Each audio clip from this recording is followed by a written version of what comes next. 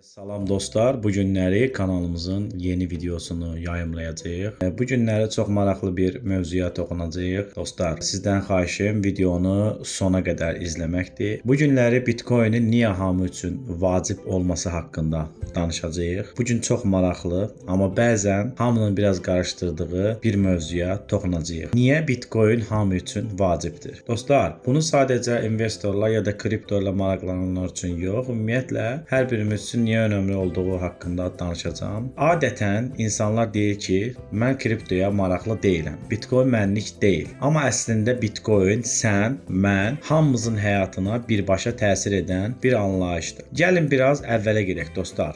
Pul nədir? Bizim inandığımız bir dəyərdir pul. Əslində kağız parçasıdır. Amma biz hamımız inanırıq ki, onun dəyəri var. Və bu dəyəri dövlətlər, banklar idarə edir. İndi isə sual budur dostlar. Bəs sabah o dövlət pul çap eləsə və yaxud bank sistemi çökərsə, bizim pulun dəyəri necə olacaq? Bəli, pul dəyərsizləşir, inflyasiya olur, əlimizdəki maaş, qənaət dəyərini itirir.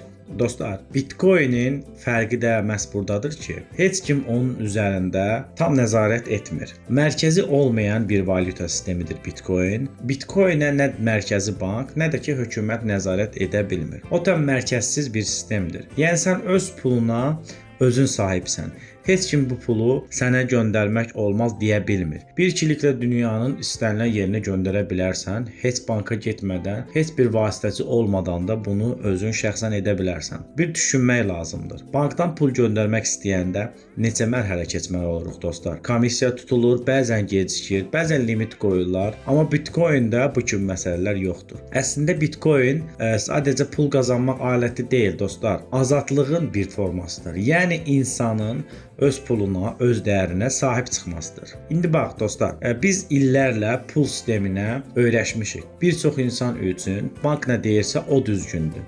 Amma Bitcoin bu düşüncəni tamamilə dəyişir. İndi insanlara deyir ki, öz bankın, Bitcoin bir növ insanlara loru dildə deyir ki, öz bankın özünsən və bu çox böyük bir dəyişiklikdir. Bəzən insanlar deyir ki, dostlar, Bitcoin çox risklidir. Bəli, qiymət dəyişir, bazar dalğalanır, amma əsas məsələ ideyadır. Yəni artıq pulun arxasında bir dövlət yox, bir xalq gücü dayanır. Minlərlə, milyonlarla insanların inamı dayanır dostlar.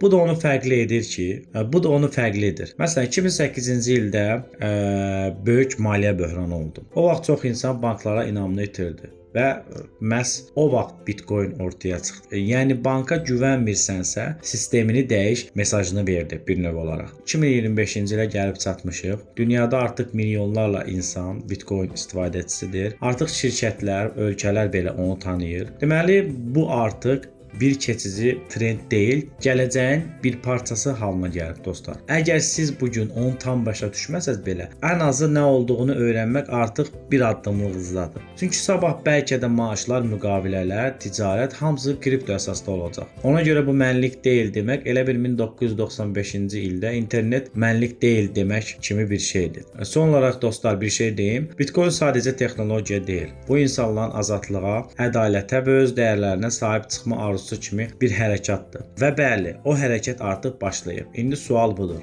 Son dəyişikliyin bir parçası olacaqsan, yoxsa kənardan baxacaqsan? Məlum məsələdir ki, dostlar, Bitcoin gələcəyin valyutasıdır. Yəni mən öz belə deyim, şəxsi araşdırmalarımla və təcrübələrimə əsaslanaraq onu deyə bilərəm ki, il tam olaraq bilmirəm neçə il aralığında olacaq, amma 5 il, 10 ildən sonra artıq Bitcoin'i dünyada tanımayan olmayacaq və kağız pullar yavaş-yavaş sıradan çıxacaq. Bu mənim şəxsi fikrimdir. Hər kəs artıq elektron valyuta sisteminə keçəcək və elektron valyuta sisteminə keçmək də Bitcoin'in bir növ daha geniş yayılmasına gətirib çıxardacaq. Ona görə də dostlar, nə qədər gec deyil, sizə tövsiyəm Bitcoin'in nə olduğunu araşdırıb, kiçik də olsa, ona görə də dostlar, nə qədər gec deyil, bu gələcəyin valyutası haqqında məlumatlarınızı əldə etməyə davam edin. Bu tip videolar sizə maraqlıdırsa, videomuzu bəyənib şərh bölməsində öz fikirlərinizi yaza bilərsiniz. Sağ olun, salamat qalın dostlar.